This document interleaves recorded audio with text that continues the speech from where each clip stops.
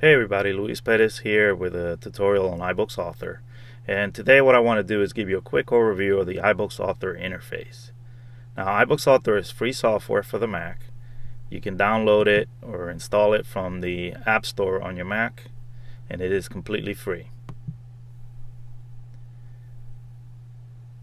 Once you've installed iBooks Author, you can open it up by clicking on the icon in your dock.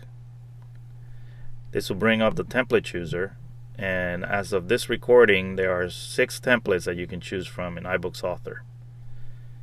If you've been using iBooks Author, you can also go to the bottom, and here you can see a list of recent iBooks that you've worked on, and you can open an iBooks to edit from that list, or you can click on Open Existing File and locate an existing iBooks Author file on your computer.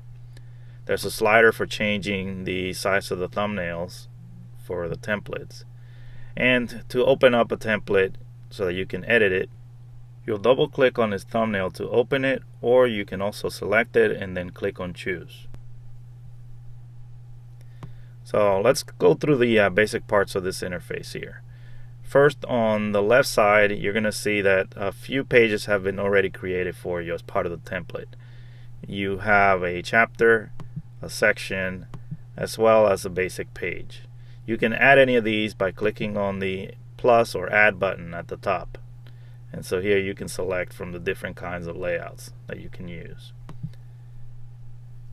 Right above the table of contents, you'll see the different parts of the book that you can edit. So for instance, we can choose a new book title. And with any of these pages, you can edit the text by selecting it and then changing the content to your desired text. iBooks Author also uses drag and drop quite a bit. So for instance, if I'm on the book title page, I can bring up the media browser, which gives me access to a lot of the content that I've created with iLife programs. And here I can choose photos, choose from one of the programs that I use to edit photos, and then I can drag in a photo and use that as my title page instead. On the intro media, we can drag in a movie that we want to use as an overview of the book. And so here I will open up the media browser, and I would go over to movies, and I would drag in my movie until it's right on top of the placeholder. There's also a table of contents, and you can change the look and feel of that. And then there's a glossary. This allows you to provide a list of new terms or terms that people may not know, and it's really easy to add a new term. There's a couple of ways you can do it. You can select text in your ebook and then go up to View, Show Glossary Toolbar, and with the text selected, you can come in here and click on Add Term. Or you can go right into the glossary and click on the plus to add a new term. Now let me go to one of these basic pages and talk about some of the basic interface elements. So first I'm going to go up to View and hide the glossary toolbar. If you're familiar with Pages, which is the word processing and page layout program that's part of the iWork suite, this interface is going to look really familiar to you. There are just a few additions here.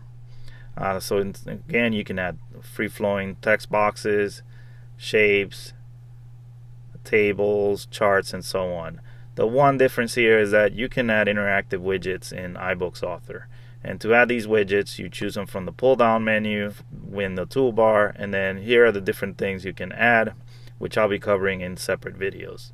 So you can add an image gallery, you can add videos, keynote presentations, a review widget, which allows you to provide short quizzes at the end of chapters or sections, even 3D animations created with other programs, or your own custom widgets.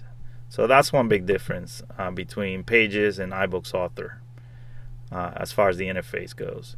There are also 2 different orientations here, so you can see what your book will look like when it's in the portrait orientation or in the landscape orientation, and you can switch back and forth between these 2 views. On the iPad, each of these orientations is meant to serve a different purpose. So the landscape orientation is meant to provide a lot of the interactivity, whereas the portrait orientation is supposed to focus primarily on the text. And you'll see the interactive content listed as thumbnails on the side. Right next to the widgets button, you'll see a preview button.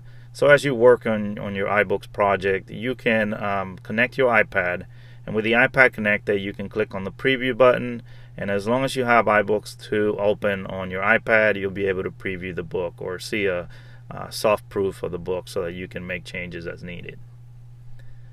The inspector here is very similar to the one in Pages. The only difference again is that if you add a widget, you can choose that widget, and then you have a widget inspector which has all the settings for the widget.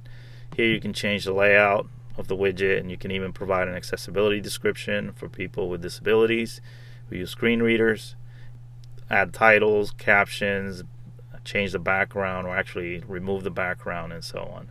And then under interaction, for instance, with this widget, you can add more than one image, so you could come in here and add that. So the interaction section is going to depend on what kind of widget you've added. The only other thing that I want to point out is if you want to make changes to the fonts, you want to select the text and then go to the format bar and use this bar to select your fonts, because all the fonts that are in the format bar are the ones that will work on the iPad. So that's a basic tour of the interface in iBooks Author.